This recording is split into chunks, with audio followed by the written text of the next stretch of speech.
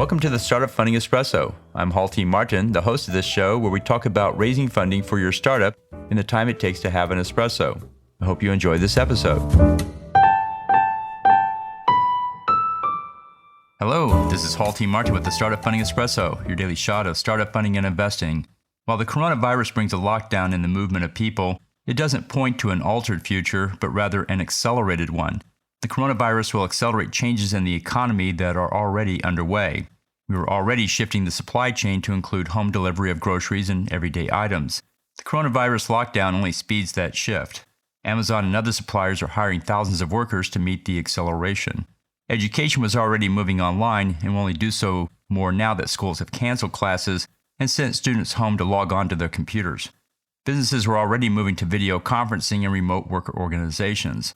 The coronavirus stay-at-home mandates across the globe encourage more users of Zoom and remote worker software. Healthcare was already moving to telehealth-based care. The overload of coronavirus patients on the healthcare system will increase usage of that model. The coronavirus is moving our economy to the next generation, and while it may be painful in the short run, it's inevitable in the long run. As a startup, think about how your company can be a part of the next economy. That new economy is now here. Thank you for joining us for the Startup Funding Espresso, where we help startups and investors connect for funding. Let's go start up something today. Halti Martin is the director of Investor Connect, which is a 501c3 nonprofit dedicated to the education of investors for early stage funding. All opinions expressed by Hall and podcast guests are solely their own opinions and do not reflect the opinions of Investor Connect.